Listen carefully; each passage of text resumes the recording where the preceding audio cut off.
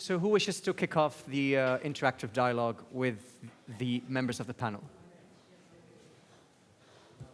All right, great. Let's start over there this time.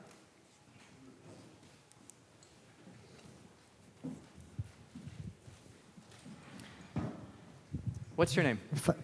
Fabio Madonna from Italian National Research Council. It's a question to both Gerard and Hélène, because it's in both related to the data, but also to the way to transfer the message to politicians, to the citizens. You have shown the terrific images of the Po Valley, which is dry. But yes, then I must say that I stayed in South Italy. I spent more than 1 month, and I visited 4 regions, and we had plenty of water everywhere from the sources on the mountains and elsewhere. And that's reflected in your map on the June, July, August precipitation. So I'm wondering, how much dangerous is to show the message of the picture of the Po Valley with the warming which is there, but it's global, it's continental or global, instead of showing a map which can say to the politician to avoid, as they wanted to do, to limit the usage of water where this is not needed. So if you can comment. Yeah, Fabio, you're right, of course. So by showing this particular picture, you immediately make the impression that it was very, very terrible. And I must admit that the only reason for showing the picture because it was a nice picture. But clearly you need to have something like a map to actually interpret what you are seeing and whether it's true or not. And especially you need this historic perspective to see how different the current conditions are from the past. And in COP1 what we did is we had a monthly State of the Climate which we produced, and we started that monthly State of the Climate always with an extreme event of the last month. And there we got the discussion actually with colleagues from Meteo Swiss, is by doing that, you're actually pointing to the fact that climate has gone completely crazy and that everything weird is going to happen. But many of these climate events are, of course, just natural variability. And somehow we need to distinguish between those events. And that is something which is not, which I think we can do better. Hélène, if you feel like... I think, yeah, over there. Thank you, Peter Thorne. So I'm going to come to the event attribution piece, and it's a bit of a mystery to me as to why we do not fund under C3S event attribution. We've, of course, lost Jan, who is a huge loss to the community, but event attribution, despite its oversized impact in the media and in IPCC assessment report, is not funded operationally. There are very few European practitioners now, if you discount the UK as being European. And I wonder what it would take to bring an operational attribution service in. It seems like a logical thing that C3S should be doing. And it's something that if we as a community need to make the case to the Commission for additional funding, I think we should be making the case as a community for that additional funding. It has huge impact on media and the discussion around adaptation, decision-making, etc. So it's a mystery to me why we cannot fund a sustained operational attribution service. Thank you for that question, Peter. Freya. Yes, I'm going to pass it straight to Carlo because he's in charge of the budget. Well, he's in charge of the budget we get. So that I think that we get is maybe part of that question here. Yeah, thank you for the question. And thank you for the offer. I think that offer of lobbying on our behalf is very much appreciated. The decision was taken because COP1 and COP2 are different in many ways, and one of the ways in which we're different are the budget constraint. And this budget constraint actually depend on a number of things, as you know, and and we had to make decision on what to do with a more limited budget. And the decision was that rather than putting, try to do everything we were doing in COP1 with less money and stretch everyone, was better to make a bold decision and say, well, okay, some of the things we wanted to do, actually we can't do. So that was our decision at that time. Also, because I completely share your view, during the negotiation I thought that not taking attribution forward would have triggered such an outrage by member state that would have provided additional funding. So far that bet didn't pay off, but we are looking at ways of doing attribution, and actually I found the discussion here very interesting in that respect, because I do think that there are elements of the attribution that can be operationalized relatively low budget and quite simply. And so for those activities, we have plans, and some of those have been presented already by Freya. But we would like to do more than that.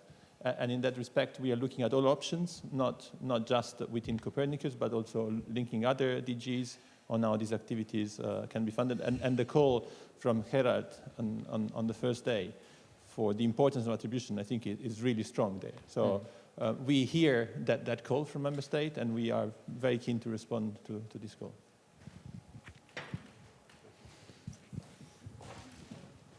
Thanks very much for that. I see a question over there.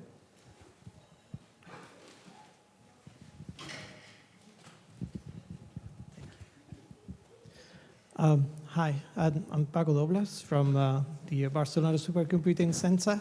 Welcome.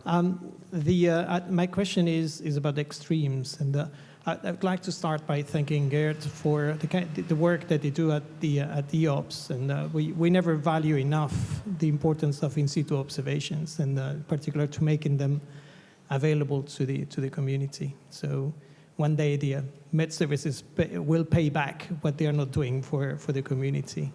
The point is that those observations represent past climate. So the climate is changing at a pace that we are all seeing.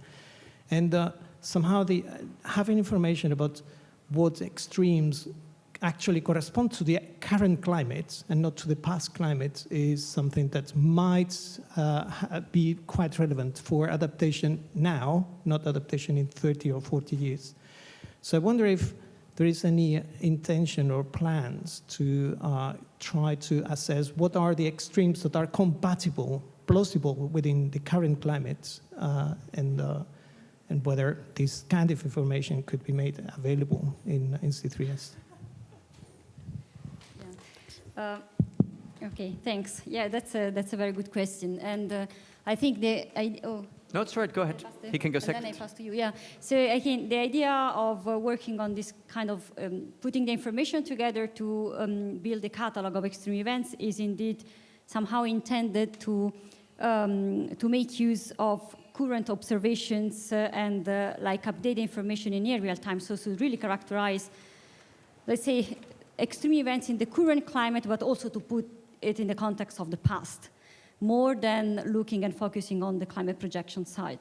Maybe you would like to add something? Well, there's not too much to add, to be honest. So I'm not so quite sure how we would like to do that. So correct or adjust the current extremes to the climate change. And so it's an interesting thing to do, but I'm not sure how to do it, to be honest. Sure, if it's a quick one, go ahead. So the extremes, climate extremes community is working on unseen events, events that are compatible with the current warming level that haven't actually occurred yet this summer, for instance, or what happened last summer in North America, and that will require adaptation in the very short term. So I'm not talking of predicting the next year. I'm talking of having good estimates, reliable estimates of what the current climate actually is, because we are always reacting to the past climate, and we never, and we have information about the next 30 years, but we have very little or no information about the climate this year. Yeah, so that is what we are trying to do. So despite all the bad news about the in situ data, what we do see is that many met services are opening up under pressure of the EU regulation. So recently Poland and Austria opened up, and so we see that the patchwork of met services actually opening up is increasing, and by that we can make better estimates of current extremes, and we can actually say how far they are removed from earlier extremes and how much this is above what we would expect. We also see all the feedbacks, like the drought and the heat we've seen last summer. So that really gives a push towards these very, very extreme events. So I think we are more and more in a better position to reliably quantify these particular events. Brilliant. Thank you for that clarification, Gerard. So Carlo has a question.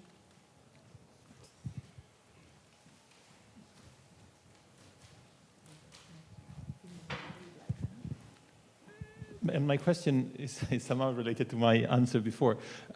There was a point where you were mentioning the timing of the attribution for the media. So this 7 to 9 days that Freya mentioned. And I got the impression that that was probably too slow for the media cycle.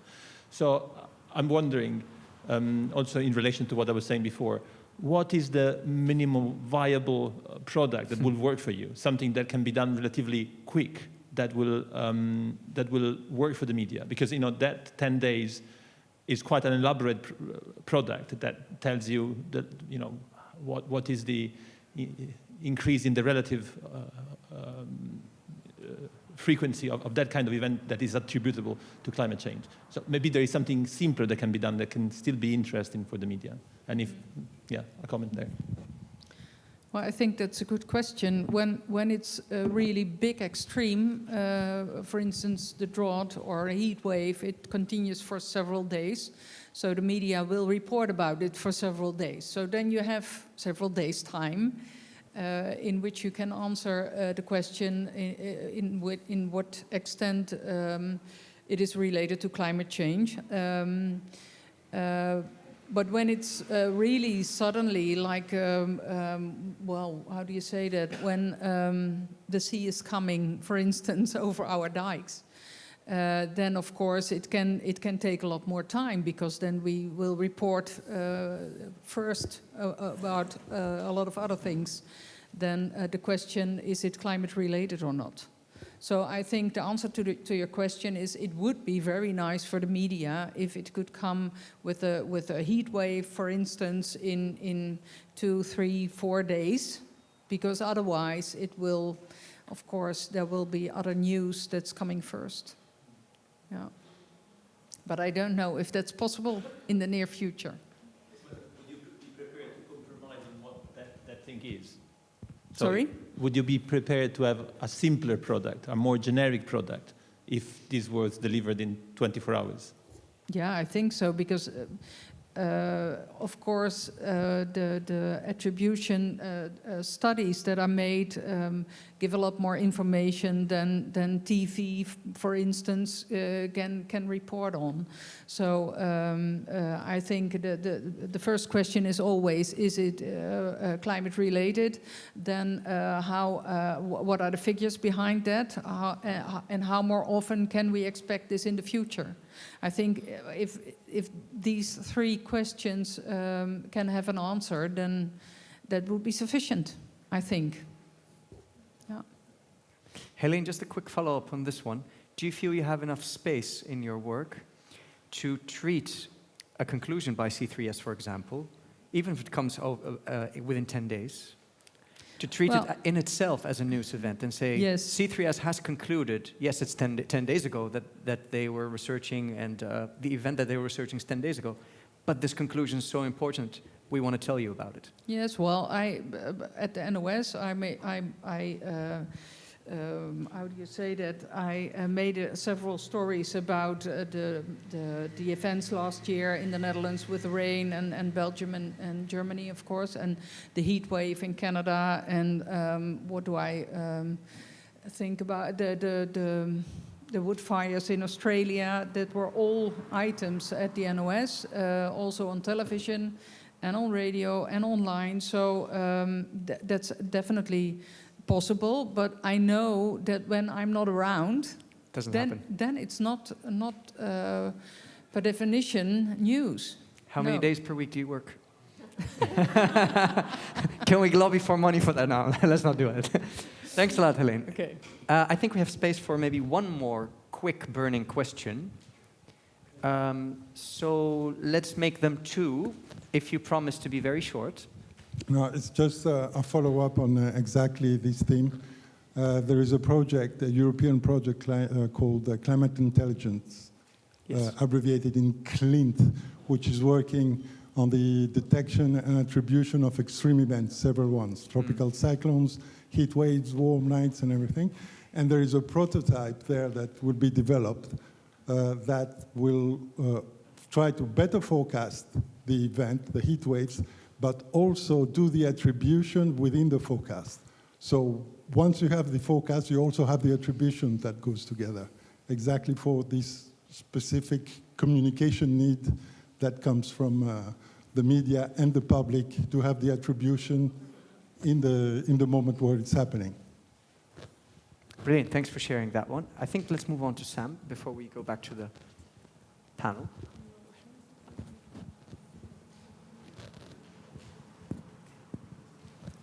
Samantha, yeah. It's another question from online. So what aspects of the climate should be looked at more carefully in future climate bulletins, and which aspects which are analysed now but maybe are less relevant for the media or less important overall? So it's really making a choice of emphasizing and de-emphasizing in climate bulletins. What would you say? So I'm going to give the word to Julian. Okay, I can give it a try. No, but this is, if you're referring to the monthly climate bulletin that we are publishing. So at the beginning of each month, I think this is a reflection that we are having at the moment. We are thinking about evolving the bulletin to better capture the variety and complexity of the different climate events that we are reporting about, and also being aware that the current structure that we have is a little bit too tight and not flexible enough to allow, to give us the space to report on these climate events. So I think we hear you. What form it is going to take, I think you will stay tuned. And you will see some changes, but yeah. But not too long, because Helene won't be listening. Let's, maybe this is the final remark on the panel. So very concretely to this question, I think what we should focus on more is snow and snowfall. So snow is a very sensitive indicator of climate change. And we see a climate change signal in snowfall as well. So similarly to extreme precipitation, we see that snowfall is on the increase, which gives lots of disruption to the society. And there's all the question, what should we leave out? When it comes to attribution, I think attribution of heat waves is getting very boring, to be honest. You mean because every heat wave is related nowadays? Yeah, I know. Yeah. So that is what we can do in 24 hours. In 1 hour. Okay. Thank you very much so far. I would like to ask the speakers of the next panel, which is session 5, part 2. Before you take your coffee, please take a seat up here so we can have a quick briefing. Before you go, one quick remark.